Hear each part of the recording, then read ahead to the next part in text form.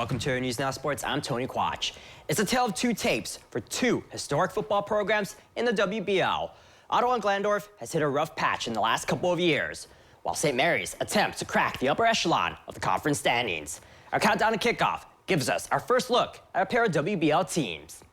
Countdown to Kickoff is brought to you by Metzger Financial Services. Starting off with the mighty Titans of OG, it was another down year for the blue and gold crew on the gridiron, as the Titans were 1-9 overall and finished 9th in the league standings. That team graduated 12 starters from last season, but the upside for 29-year head coach Ken Schreiner is that they returned 10 starters with 6 on O and 8 on D, and that includes senior Peyton Kuhlman, who's a frontrunner for the QB position once again.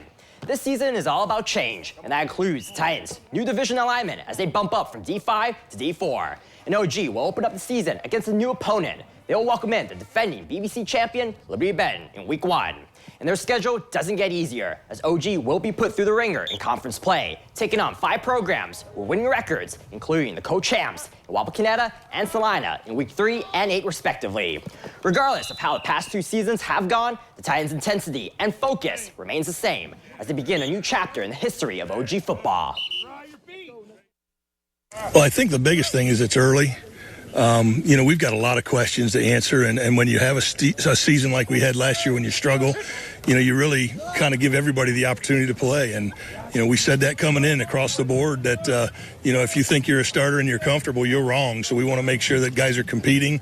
Guys came out and were very competitive. The intensity was up as far as anything I've seen for a long time.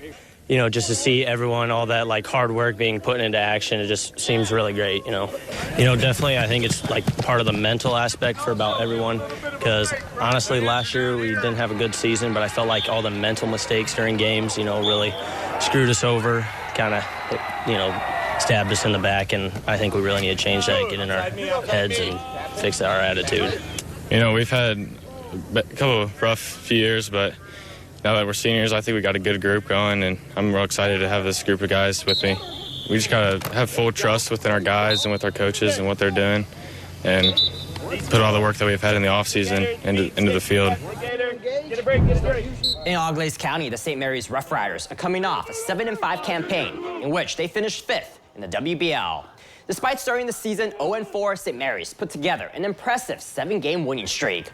This upcoming season in St. Mary's will mark the 4th year under head coach Bo Fry. And under his leadership, the Rough Riders have been known for their ground and pound offense and a smash-mouth, in-your-face defense.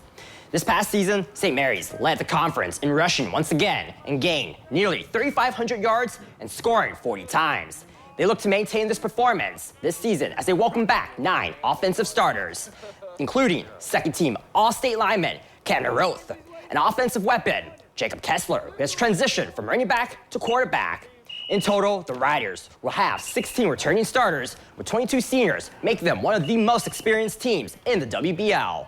Looking at their schedule, St. Mary's will face 2 tough opponents early in the season as they host 2 co-league champions in Week 2 against Salina and Week 4 against Ottawa-Glandorf. I'm 100% on my 4 years as head coach. This is the best team chemistry we've had in the 4 years. The 22 seniors, they're assistant coaches. We come into practice every day, and those guys take care of things. I can coach football.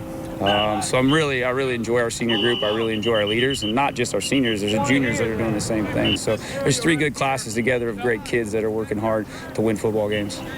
We got a whole line of seniors, all of us, and almost the whole team's seniors, so we got a real tight bond. We're like old brothers out here. Come out here, we have a fun time, we enjoy each other, and it's really something special. We're all close around here, so. We all love each other. Our community's real tight together. We're a small town, and everybody just gets along real well.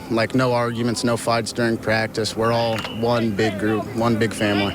Again, all the returners and all the love that we have for each other makes this team a great team, great defense, offenses, putting pieces together. So if we stay together, stay tight, and we continue to work the way we're working, I think there's a pretty good football team right here.